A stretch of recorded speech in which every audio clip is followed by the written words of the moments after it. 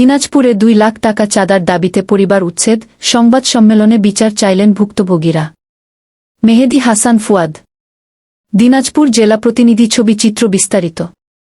দিনাজপুর শহরের গুঞ্জাবাড়ি এলাকায় 2 লাখ টাকা চাঁদা না দেয়ায় একটি অসহায় পরিবারকে জোরপূর্বক বাড়ি থেকে উচ্ছেদের অভিযোগ উঠেছে।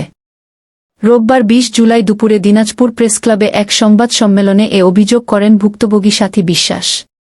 সংবাদ সম্মেলনে সাথী বিশ্বাস জানান, তার স্বামী গণেশ বিশ্বাস 2018 সালে গুঞ্জাবাড়ি এলাকার সিদ্দিক আলমের স্ত্রী ববির কাছ থেকে 3.25 শতক জমি ও বাড়ি ক্রয় করেন এবং নিয়ম অনুযায়ী দলিল সম্পন্ন করে বসবাস শুরু করেন। জমির হোল্ডিং নম্বর, বিদ্যুৎ সংযোগ ও পৌর কর প্রদানসহ সকল প্রক্রিয়া নিয়ম মেনে সম্পন্ন করা হয়েছে বলেও জানান তিনি। তবে গত 1 বছর ধরে এলাকার কিছু সুযোগসন্ধানী ব্যক্তি সিদ্দিক আলম ও দিলীপ চন্দ্র রায় তাদের বাড়ি নিজেদের দাবি করে পরিবারটিকে উচ্ছেদের পায়তারা শুরু করেন।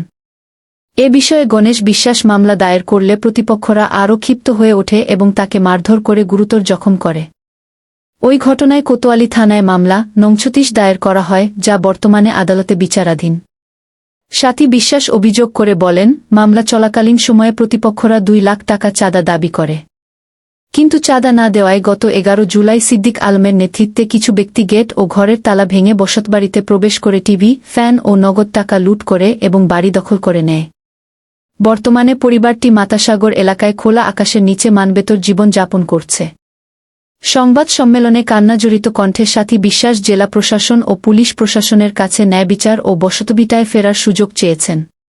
সংবাদ সম্মেলনে আরও উপস্থিত ছিলেন মাধুরী তির্কি, রীনা সরকার, রীতা তির্কি, লিপি তির্কি, দুলালী চপ্প, রীনা তির্কি, আগেনেশ চপ্প, মোছা, সুফিয়া মোছা, বেলি আক্তার, আফরোজা ও আকলিমা প্রমুখ।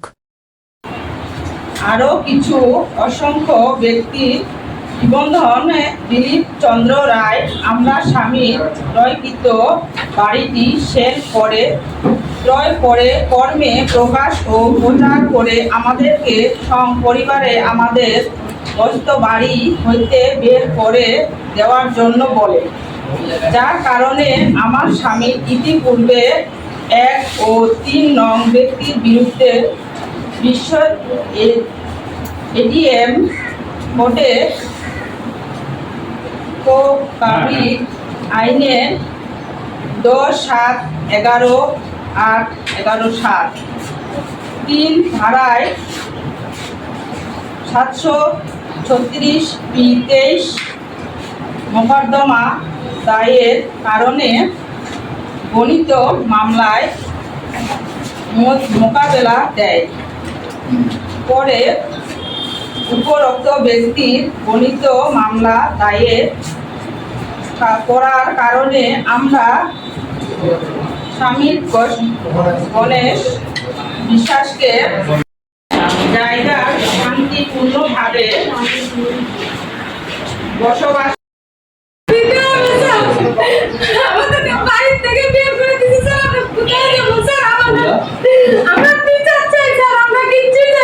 দিয়ে রাখছি তো